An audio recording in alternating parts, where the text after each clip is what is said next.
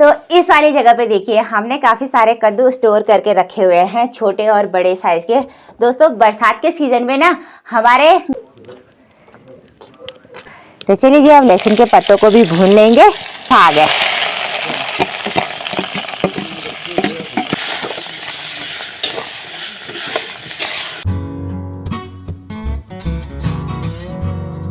Hello जी, प्रणाम प्रलाग। मैं हूँ ज्योति और स्वागत है आप सभी का देवभूमि उत्तराखंड के इन खूबसूरत से पहाड़ों से और साथ ही साथ पहाड़ों के स्पेशल खान पान के एक और नए वीडियो में। तो लीजिए मैं लेकर आ गई हूँ आप सभी के लिए सर्दियों के सीजन में खाए जाने वाले पीले कद्दू के साग की रेसिपी। इस रेसिपी का आज हम मिलकर बनाएंगे। तो दोस्तों आज इन पहाड़ों में मौसम बिल्कुल सुहावना सा है, सुबह से प्यारी सी तेज धूप खिली हुई है। अभी दिन के टाइम तक फिलहाल 2 बज रहे हैं। तो चलिए जी, जो ये पीले कद्दू का साग होता है ना, इसे हम मिलकर बनाने वाले हैं। साग बनाने से पहले हम आ गए हैं अपने किचन गार्डन की ओर। किचन गार्डन से हमें हरे धनिया और लहसुन के फ्रेश पत्तों की ज़रूरत है। तो चलिए जी, इन क्यारियों में से अब फ्रेश धनिया और लहसुन के पत्ते निकालेंगे। तो यहाँ पे एक छोटी सी क्यारी में हमने लहसुन लगा रखी है और आजकल देखिए किचन गार्डन में लहसुन काफ़ी हरा भरा हो रखा है। ये देखिए अब हमें 5 से 6 लहसुन के पत्तों की ज़रूरत है, उतने हम यहाँ से निकाल लेंगे। वाली इस क्यारी में छोटा छोटा धनिया हो रखा है और काफ़ी घना हो रखा है। इस वाली जगह पे देखिए यहाँ आगे की ओर भी। तो चलिए इस वाले धनिया को ना हम पूरे जड़ समेत निकाल लेंगे। ये देखिए बहुत ज़्यादा घना है और इतना घना धनिया ना होता भी नहीं है। तो धनिया और लहसुन के हमने उतने पत्ते निकाल लिए हैं जितने हमें ज़रूरत है। बाकी हमारे किचन गार्डन में यहाँ पे देखिए इस वाली जगह पे रहा जी पहाड़ी टमाटर का पौधा। और इस टमाटर के पौधे पे देखिए खूब सारे इतने छोटे छोटे साइज़ के टमाटर लग रहे हैं। तो ये बेल ना कल बारिश की वजह से नीचे को लटक गई थी, बेल को मैंने ऊपर कर दिया है। और यहाँ नीचे की तरफ भी देखिए कितने सारे टमाटर लगे हुए हैं। ये देखिए बाकी यहाँ आगे की ओर रही जी देसी मूली, साथ में उस साइड देखिए काफ़ी हरा भरा माहौल देखने को मिल रहा होगा आपको। उस साइड राई पालक मूली लगा रखी है भाई हम लोगों ने। तो अब पीले कद्दू का साग बनाने के लिए हमें कद्दू की ज़रूरत पड़ेगी। तो यहाँ पे देखिए ये राजी 5 से 6 किलो का पीला पीला कद्दू। तो ये कद्दू मतलब पिछले बरसात के सीज़न से हमने स्टोर करके रखे हुए हैं। और हमारे घर में इतने ही कद्दू नहीं बल्कि बहुत सारी संख्या में पीले पीले कद्दू हैं। इन पीले कद्दू का ना साग भी बनता है, साथ में इन कद्दू की खीर भी बनती है और साथ ही साथ पराठे भी बनते हैं जो कि खाने में बहुत टेस्टी होता है। और बच्चों के मन पसंदीदा डिश इनमें से ना चीरा भी हम लोग बनाते हैं। तो यहाँ पे हमने 2 कद्दू ले रखे हैं। हमने चेक करने के लिए ले रखे हैं कि कौन सा अच्छा है, किसका हम साग आज बनाएंगे। तो मैंने डिसाइड किया है इस वाले कद्दू का हम साग बनाएंगे। ये वाला कद्दू देखिए थोड़ा हरा हरा सा है, इस पर लाइनिंग भी दिख रही होगी आपको। और ये कद्दू देखिए पूरा पीला, यानी कि ये बहुत ही पक्का है। इसका साग ना काफ़ी टेस्टी होने वाला है। और जो पक्का कद्दू होता है यानी कि पीला कद्दू, काफ़ी चटपटी मीठी मीठी सी सब्जी की बनती है और घर में ना बच्चों को बहुत पसंद होती है भाई इस पीले कद्दू का साग खाना। तो चलिए अब आपको मैं अपने रसोई घर में लेके चलती हूँ और वहाँ दिखाती हूँ कि कितनी ज़्यादा संख्या में हमारे पास कद्दू स्टोर करके हमने रखे हुए हैं।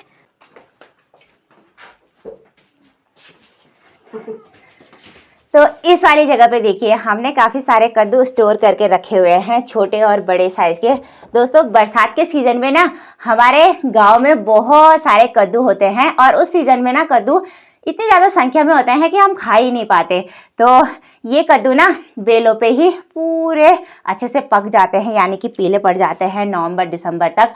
और उसके बाद हम लोग ना इन कद्दू को कुछ इस तरह से घर में स्टोर करके रख देते हैं। ये कद्दू जब बेल पे ही पक्के होते हैं ना तो ये सड़ते नहीं हैं। और इन कद्दुओं को ना हम स्टोर करके ऐसे ही रख देते हैं घर में किसी भी जगह पे, यानी कि फ्रिज की बिल्कुल भी ज़रूरत नहीं पड़ती है। तो हमारे पहाड़ों का प्लस पॉइंट है भाई ये। इस वाली जगह पे भी काफ़ी सारे कद्दू हैं और यहाँ देखिए यहाँ पे भी माँ ने काफ़ी सारे कद्दू रखे हुए हैं। तो इन कद्दुओं को हम अपने आप ही नहीं बल्कि गाय भैंसों को भी खिलाते हैं। गाय भैंस ना इन कद्दू का पिंडा खाने के बाद काफ़ी अच्छा दूध भी देती हैं। मन पसंदीदा पिंडे में से एक होती है भाई गाय भैंसों की कद्दू का पिंडा। और इस और देखिए कल हमारे पहाड़ों में पहाड़ों का स्पेशल सा पर्व मकर संक्रांति का त्यौहार है।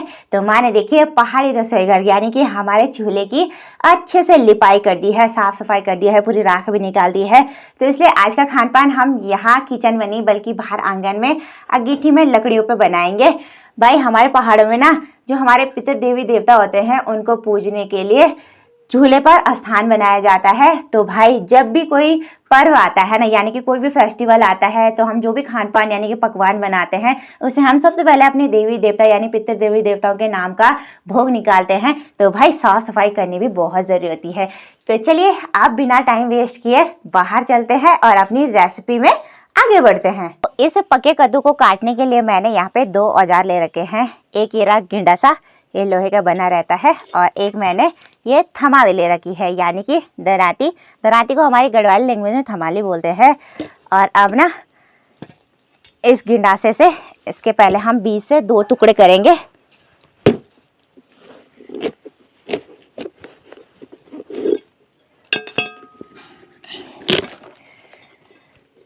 तो यहाँ पर देखिए हमारा जो कद्दू है अंदर से काफ़ी पका हुआ है यानी कि पक्का और पीला पीला है। ये देखिए कलर देख के आप पता लगा ही सकते हैं ये कद्दू कितना पीला है। अब हम इस कद्दू के अंदर से जो बीज है ना इन्हें निकाल कर यहाँ साइड में रख देंगे।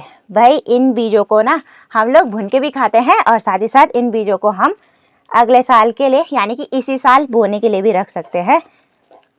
तो बहुत ही टेस्टी होते हैं ये बीज भून के खाने में। कद्दू को देखिए मैंने काटने के बाद साफ किया और साफ करने के बाद मैंने मोटे मोटे पीसेस में कुछ ऐसा काट लिया है और बाहर का छिलका हमने बिल्कुल भी नहीं उतारा है। ये जो कद्दू का बाहर का छिलका रहता है ना काफी हार्ड होता है। इस साग को आज हम बहुत ही अलग तरीके से बनाने वाले हैं, वो आपको वीडियो में आगे देखने को मिलेगा। और यहाँ कद्दू से देखिए इतना सारा बीज और कचड़ा निकला। इस कचड़े को हम फेंकेंगे नहीं, इसे ना हम भैंस को देंगे अपनी, है ना जी। चलिए अब कुकिंग प्रोसेस की नेक्स्ट स्टेप में आगे बढ़ते हैं। कद्दू के साग को हम चूल्हे पे बनाएंगे। चूल्हे पे सबसे पहले आग जला लेंगे।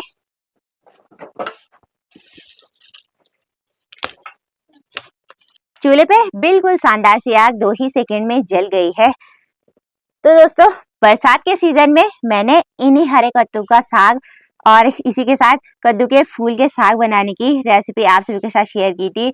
उन वीडियो में आपने मुझे बहुत सारा प्यार दिया, उसके लिए बहुत बहुत धन्यवाद। उम्मीद करती हूँ कि आज की वीडियो में भी आप बहुत सारा प्यार देने वाले हैं मेरे को। तो दोस्तों इस वीडियो और चैनल पे नए हैं तो चैनल को अभी सपोर्ट एंड सब्सक्राइब जरूर कर लीजिएगा और आज की वीडियो को लाइक शेयर कमेंट्स और अपने दोस्तों के साथ ज्यादा से ज्यादा शेयर करें। तो चलिए अब हम चढ़ा देंगे चूल्हे पे एक बड़ा सा पतीला। तो बड़ा पतीला हमने इसलिए ले रखा है क्योंकि कद्दू हमारे पास काफी ज्यादा है। और अब हम इस पतीले में डाल देंगे 2 लीटर पानी। तो पतीले में मैंने इस बर्तन से 4 लोटे पानी डाल दिए हैं यानी कि 2 लीटर पानी हो गया है। अब हम कद्दू के सारे कटे हुए पीसेस को यहाँ इस पतीले में डाल देंगे। कद्दू मैंने पूरा पतीले में डाल दिया है। अब इस कद्दू को हम कम से कम 5 से 10 मिनट तक कुक होने के लिए छोड़ देंगे और इस पतीले को मैंने देखिए इस तरह से ढक दिया है। अब चूल्हे में और लकड़ियां लगा लेंगे और 5 से 10 मिनट का इंतजार करेंगे जब तक हमारा कद्दू कुक होता है अच्छे से। कद्दू को चूल्हे पे कुक होते हुए 5 से 10 मिनट हो गए हैं। अब हम एक बार ढक्कन हटाकर चेक कर लेंगे कि जो हमारा कद्दू है ये गला कि नहीं। तो यहाँ पे देखिए कद्दू गलने के बाद बहुत ही ज्यादा सॉफ्ट हो गया है। ये देखिए हाथों पे ही मैश होने लग गया है। हमारा कद्दू नीचे गिर गया है, इसे हम भैंस के लिए रख देंगे। तो जी अब कद्दू कुक हो गया है तो इस पतीले को हम चूल्हे से नीचे निकाल लेंगे। और कद्दू में अपने आप में बहुत ज़्यादा पानी होता है तो हमारे पतीले में देखिए हमने 2 लीटर पानी डाला था और अभी पानी फुल भर के हो गया है भाई। तो चलिए अब इन सारे पीसेस को हम यहाँ परात में निकाल लेंगे। तो दोस्तों हमारे पहाड़ों में ये साग तुमुड़ के नाम से फेमस है, वहीं इंग्लिश में इस साग को पम्पकिन बोलते हैं और यूपी बिहार के साइड इसे कोहड़ा बोलते हैं।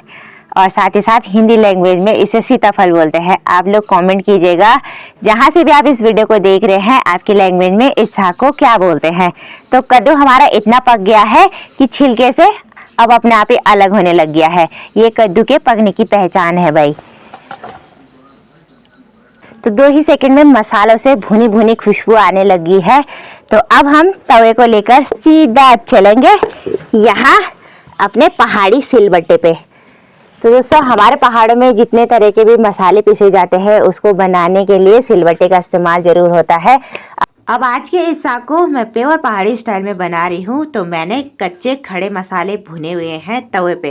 तो मसालों के नाम पे मैंने भुना है 2 चम्मच कच्चा धनिया, इसी के साथ मैंने 1 चम्मच लिया है जीरा और 8 से 10 लाल मिर्चें। अब इन मिर्चों को हम अच्छे से बारीक करके फाइन पाउडर बना लेंगे सिलबट्टे में पीसकर। सिलबट्टे में मैंने मसालों को बारीक करके पीस लिया है। एक फाइन पाउडर मैंने इन मसालों को बना लिया है।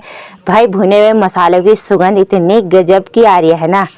तो भाई आज का साग बहुत ही लाजवाब बनने वाला है हमारा। तो मसाले मैंने सारे यहाँ सिलबट्टे से कटोरी में निकाल लिए हैं और अब बढ़ते हैं साग बनाने की नेक्स्ट प्रोसेस में आगे। तो यहाँ पे आज के साग बनाने के लिए मैं इस्तेमाल करने वाली हूँ लोहे की कढ़ाई का। भाई हमारे पहाड़ों में सभी तरह का खान पान लोहे की कढ़ाई में बनता है। बड़ा लाजवाब स्वाद रहता है भाई इस कढ़ाई में बनाए हुए खान पान का। कढ़ाई को हम यहाँ चूल्हे में चढ़ा देंगे। परात में रखे हुए साग को 2 मिनट हो गए हैं और ये साग बिल्कुल ठंडा हो गया है। अब देखिए आराम से हाथों से पकड़ा भी जा रहा है। अब जो एक कद्दू पे बाहर से हार्ड वाले छिलके है ना, तो इसे हम ऐसे उतारेंगे। देखिए आसानी से उतर जा रहा है छिलका, बिल्कुल भी मेहनत नहीं लग रही है और आपको काटने की भी बिल्कुल जरूरत नहीं है भाई। ये छिलके ऐसे ही उतर जा रहे हैं। ये देखिए, इस साग को आज हम रात के डिनर में रोटियों के साथ खाने के लिए बना रहे हैं। तो साग को हम ड्राई बनाएंगे।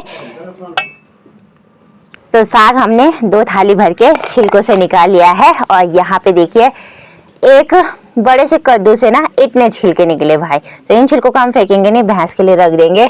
अब साग बनाने से पहले जो ये हमने कद्दू छील रखा है ना, तो इसे हम आज ड्राई बना रहे हैं। तो इसमें पानी बहुत ज़्यादा मात्रा में है अपने आप में ही। तो पानी को हम ऐसे ना निचोड़ के अलग कर लेंगे। ये देखिए जी, बहुत सारा पानी पी रखा है भाई कद्दू ने। तो साग को हमने टाइट हाथों से निचोड़ लिया है और अभी देखिए जो हमने 2 थालियों में कद्दू रखा होता है ना, वो निचोड़ने के बाद पूरा एक ही थाली में आ गया है। पानी हमने बिल्कुल भी नहीं रखा है इस साग में।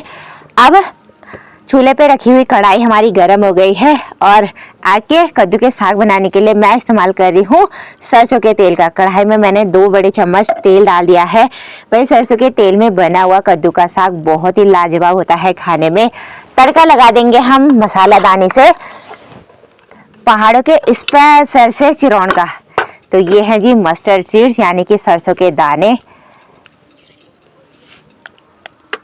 सरसों के दाने तेज तेज चटकने लग गए हैं। अब इसी स्टेज में हम ना इस साग में लहसुन की कलियां डालते हैं। तो अभी आजकल लहसुन का सीजन नहीं है, तो लहसुन के बदले हम डालने वाले हैं लहसुन के हरे हरे पत्ते। भाई इन हरे पत्तों का टेस्ट भी बड़ा गजब का आता है साग में। तो चलिए जी, अब लहसुन के पत्तों को भी भून लेंगे। और आज का जो ये कद्दू का साग है, हम बिना प्याज टमाटर के बना रहे हैं। हमारे पहाड़ों में इस साग को बड़े सिंपल तरीके से बनाते हैं, प्याज टमाटर का बिल्कुल भी इस्तेमाल नहीं करते हैं। तो अब लहसुन के पत्ते भी अच्छे से भुन गए हैं। इसी स्टेज में हम डाल देंगे सिलबट्टे में पिसे हुए मसाले यानी कि धनिया, मिर्च और जीरा पाउडर। और साथ ही साथ मसाला दाने से हम डाल देंगे 1 चम्मच हल्दी पाउडर। अब इन सारी चीज़ों को हम अच्छे से मिक्स करके भून लेंगे और तुरंत डाल देंगे जो हमारा कद्दू का साग है।